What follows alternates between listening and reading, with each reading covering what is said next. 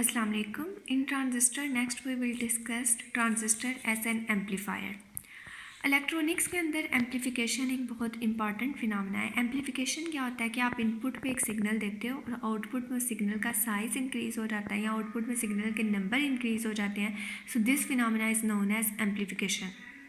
अब यहाँ पे हम डिस्कस करेंगे ट्रांजिस्टर एज एन एम्पलीफायर, यानी एम्पलीफिकेशन के लिए हम लोग ट्रांजिस्टर को भी यूज़ कर सकते हैं।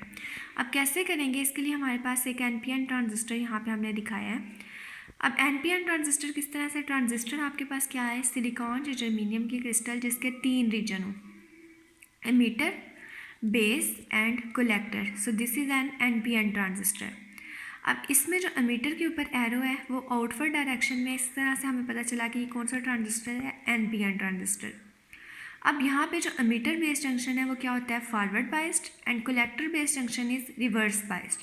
और एमीटर बेस्ड जंक्शन में हम वोल्टेज यूज़ करते हैं VBB और रेजिस्टेंस RB।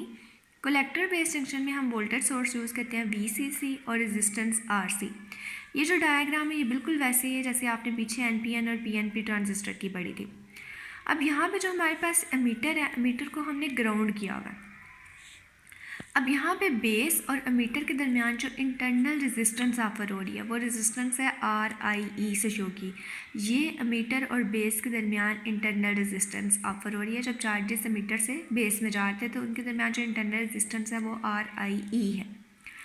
अब जब हम लोग बैटरी दे रहे हैं VBB पे, तो सर्किट में से जो बेस करंट फ्लो करेगा, जब वो करंट इस रेजिस्टेंस RB से जाएगा तो करंट और रेजिस्टेंस के प्रोडक्ट को हम क्या कहते हैं, वोल्टेज।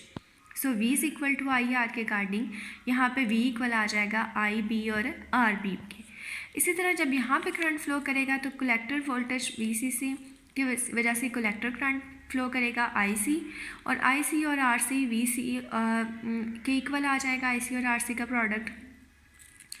ये जो हमारे पास बेस और ये वाला जो टर्मिनल है, इन पे हम देंगे इनपुट सिग्नल, यानी इनपुट सिग्नल हम अप्लाई करेंगे बिटवीन बेस एंड एमीटर।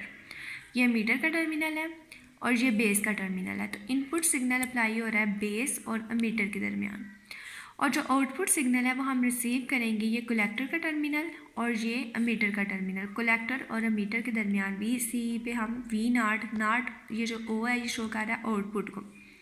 तो इनपुट कहाँ पे अप्लाई करेंगे, बेस और एमीटर के दरमियान, आउटपुट किधर लेंगे, कलेक्टर और एमीटर के दरमियान। तो जब आपने ट्रांजिस्टर को एज एन एम्पलीफायर यूज़ करना है तो एमीटर को ग्राउंड कर देना है, इनपुट बेस और एमीटर के दरमियान और आउटपुट कलेक्टर और एमीटर के दरमियान।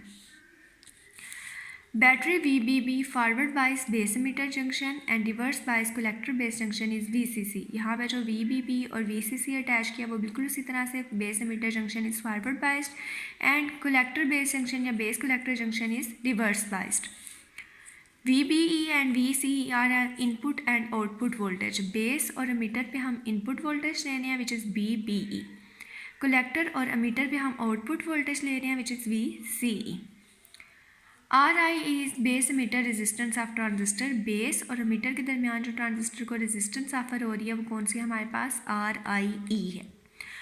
The base current is IB is equal to VBE over RI। अब बेस में अगर हम लोग चेक करें तो बेस और एमीटर के दरमियान जो रेजिस्टेंस है वो कितनी है, RIE।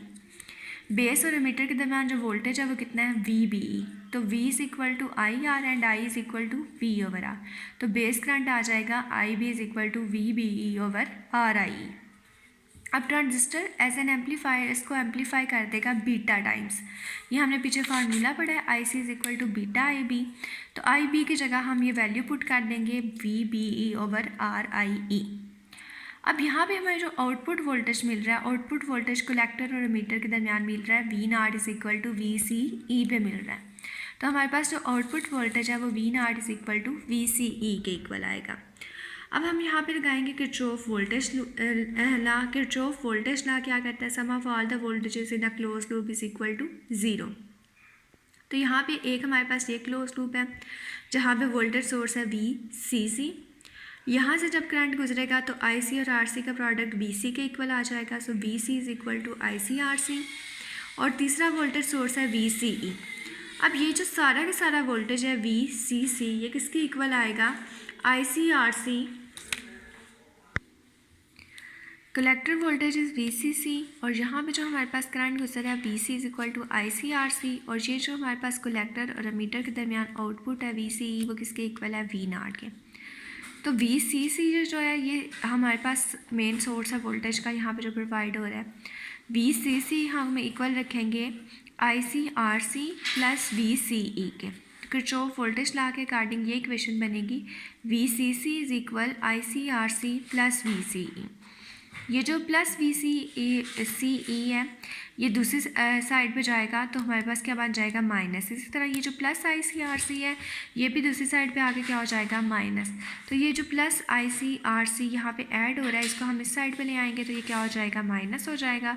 VCE कलेक्टर और मीटर के दरमियान हम आउटपुट वोल्टेज ले रहे हैं तो VCE को हम किससे रिप्लेस कर सकते हैं V0 से। तो VCC माइनस ICRC किसके इक्वल आ जाएगा V0 के। नेक्स्ट हमें IC की वैल्यू पता है, IC की वैल्यू है बीटा VBE ओवर RIE। तो IC की जगह आप वैल्यू पुट कर दोगे beta VBE over RIE RC तो ये आपके पास आउटपुट वोल्टेज आ जाएगा V0। अब जब ट्रांजिस्टर को यूज़ करना है एज एन एम्पलीफायर तो इनपुट पे आपने छोटा सिग्नल यहाँ पे अप्लाई करना है, वो स्मॉल सिग्नल होगा डेल्टा VE। तो जब आप स्मॉल सिग्नल इनपुट पे अप्लाई करोगे, इनपुट क्योंकि हम दे रहे हैं बेस और एमीटर के दरमियान यानी बेस के पॉइंट पे B पे, तो इनपुट वोल्टेज पहले क्या था हमारे पास VBE, बेस और एमीटर के दरमियान इनपुट है तो वो इनपुट चेंज हो जाएगी VBE प्लस डेल्टा VE के तौर पे, क्योंकि ये स्मॉल सिग्नल हम इसके अंदर ऐड करेंगे। अब जब आप इनपुट चेंज करोगे तो इस इनपुट वोल्टेज के चेंज होने से जो बेस करंट या इनपुट करंट है वो भी चेंज होगा। बेस करंट IB था वो चेंज होकर हो जाएगा IB प्लस डेल्टा IB। जब बेस करंट चेंज होगा तो इसके रिजल्ट में कलेक्टर करंट भी चेंज होगा। तो कलेक्टर करंट IC था वो चेंज हो जाएगा IC प्लस डेल्टा IC। जब कलेक्टर करंट चेंज होगा तो आउटपुट का वोल्टेज भी चेंज हो जाएगा। वो पहले V0 था तो अब आ जाएगा V0 प्लस डेल्टा V0। तो इनपुट पे हमने सिग्नल दिया डेल्टा Vin जिससे इनपुट का वोल्टेज VBE चेंज हुआ VBE plus delta Vin। Voltage change होने से बेस करंट चेंज हुआ, बेस करंट चेंज होने से कलेक्टर करंट और कलेक्टर करंट के चेंज होने से आउटपुट वोल्टेज चेंज हुआ। तो अब ये जो इक्वेशन है जो चेंज वाली है वो हम लिखेंगे VCC as it is minus beta VBE over RIE RC is equal to V0। अब यहाँ पे VBE चेंज हुआ है VBE प्लस डेल्टा Vin और आउटपुट वोल्टेज चेंज हुआ है V0 प्लस डेल्टा V0।